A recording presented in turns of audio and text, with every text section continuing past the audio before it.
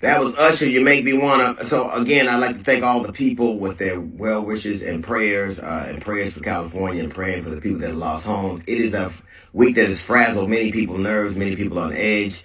People are having to evacuate. A great deal of my friends and family have lost homes and property and loved ones and memories.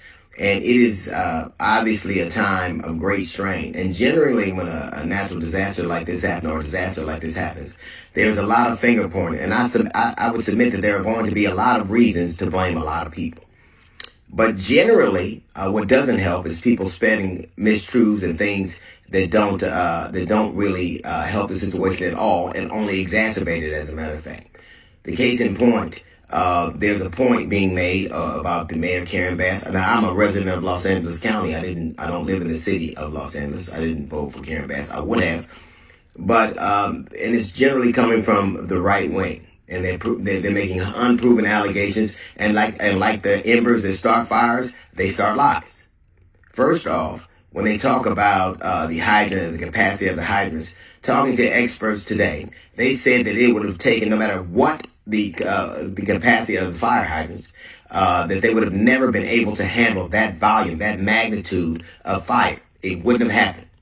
They couldn't have done it. Or there was a shortage of trucks. Well, they said that there's generally 3 engines for each structure. That means there would need to be 26,000 fire trucks at one time in that place. And there are barely more than 26,000 in the entire state. But yet, that is something they're alleging.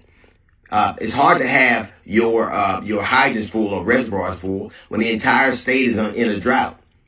That area, the Palisades, can only water their grass 2 times a week. So anytime you tell rich white people they can't do something, there must be a shortage. And the fact, the fire chief, the lesbian fire chief, the fire chief was appointed 9 months before Karen Bass ever became governor.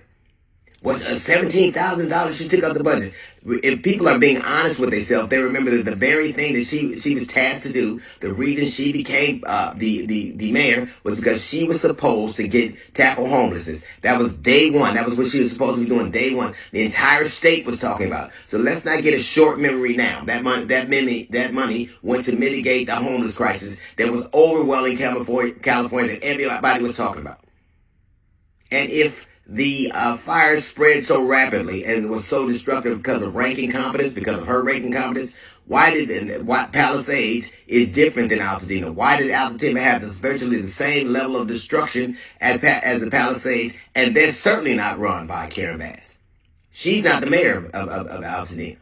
She's not the county who has the same, the county is in charge of that. So why did the same fire, the same situation happen in Palisades as Altadena? They have different government, they have different structures, they have different resources. Why was the destruction the same? And I will tell you why it's the same. Because no one could account for that wind. They couldn't get air elements in the air. And that's why that fire spread. As a matter of fact, you can see all over the country, if you're looking at what the severity of the storms that hit Florida and North Carolina and Georgia, no one had ever seen them. They happened back to back. The level of destruction in North Carolina was unprecedented. In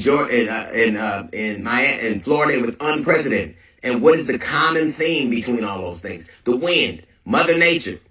Why are we having unprecedented flooding in Texas and in some places in Georgia and Colorado?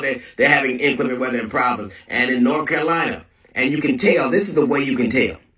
The way that you can tell that is climate or climate change related is because watch where insurance companies pull out from. And watch the reasons they do.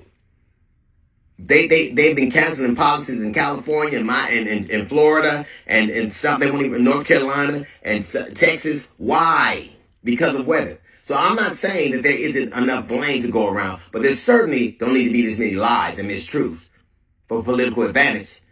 Yes, she was in Africa. I'm sure that she would have rather had that not happen.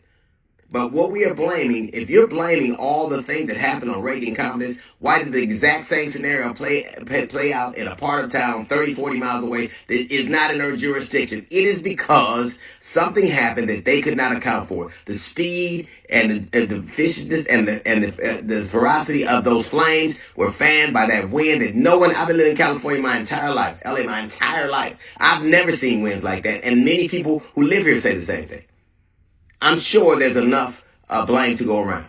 But telling me that what happened in Palisades was the fault of negligence and incompetence and leadership, and that same scenario plays out in another jurisdiction far away from her, from what she's in charge of, that tells you that something else was afoot. The same thing, the same problem they had in Florida and Georgia, and the same problem they had in North Carolina, it's in Texas when they have hurricanes, it's the same problem when they have wildfires. It is climate change. It's the reason why State Farm and all these other 30 companies, insurance companies, pulled out of certain parts of the country. Why? Because of incompetent mayors? No.